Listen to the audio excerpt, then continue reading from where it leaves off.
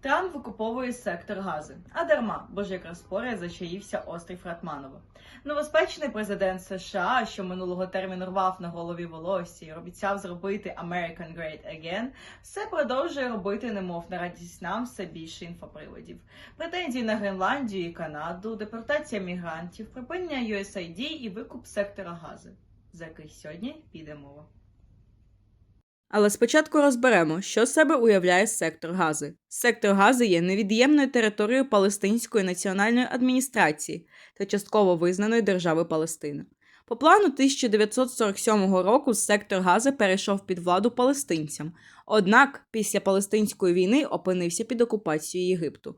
У ході шестиденної війни в 1967-му Ізраїль захопив сектор Гази. В 1993 році, згідно угоди в Осло, Ізраїль зобов'язався передати сектор Гази під контроль Палестинській національній адміністрації. У 2005 році Ізраїль реалізовує свій план одностороннього розмежування. Він виводить з сектору Газу абсолютно усі свої війська та примусово депортує звідти євреїв, передаючи Газу під контроль Палестинській національній адміністрації. На перших демократичних виборах у Палестинську законодавчу раду в 2006 році більшість голосів отримує партія Хамас, що нині стала терористичною організацією. Після битви за Газу в 2007-му, де зіштовхнулися уряд Палестинської національної адміністрації разом з другою за більшістю партією ФАТХ проти організації Хамас, саме Хамасу вдалося захопити владу в секторі Гази.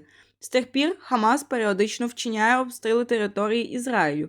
Хамас, як і Ізраїль, вчиняли декілька військових операцій проти один одного. Але перенесемося до сучасності. 7 жовтня 2023 року Хамас разом з іншими терористичними угрупуваннями з об'єднаного штабу угрупувань палестинського опору почав військове вторгнення в Ізраїль. Війна супроводжувалася жорсткими бомбардуваннями сектору Гази. Близько 50 тисяч жителів і військових Гази загинуло. Питання ізраїльсько-арабського конфлікту, зокрема й частиною якого є конфлікт між Газою та Ізраїлем, завжди був одним з основних для Трампа. При першому терміні в 2017 році Трамп визнав Єрусалим столицею Ізраїля, а в 2019-му визнав суверенітет Ізраїлю над Голландськими висотами, які Ізраїль захопив у Сирії внаслідок шестиденної війни. У 2020-му Трамп представив свій мирний план – мир в ім'я процвітання, бачення того, як поліпшити життя палестинців та ізраїльтян, який було названо Угодою століття.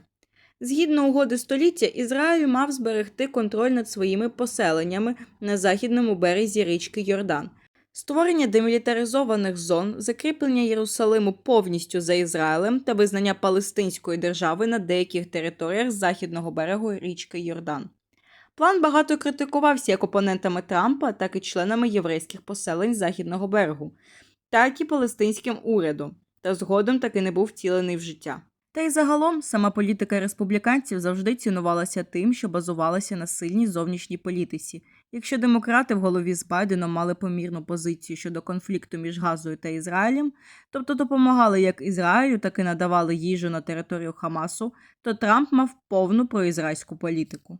В другий свій термін сектор Гази Трампа цікавив не менше.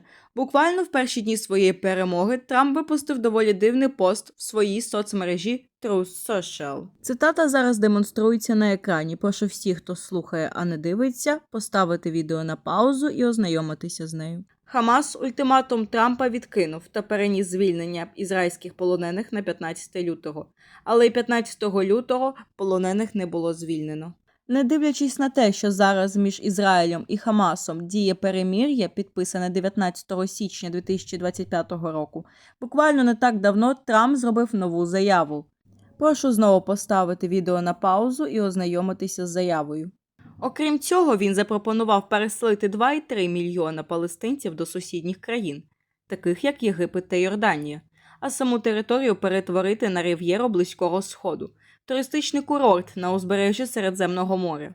Він запропонував переселити 2,3 мільйона палестинців, а сусідні Єгипет та Йорданія таку ідею підтримали. І який вплив його заяви можуть мати на майбутнє, лишається лише гадати. Адже Трамп – це Трамп.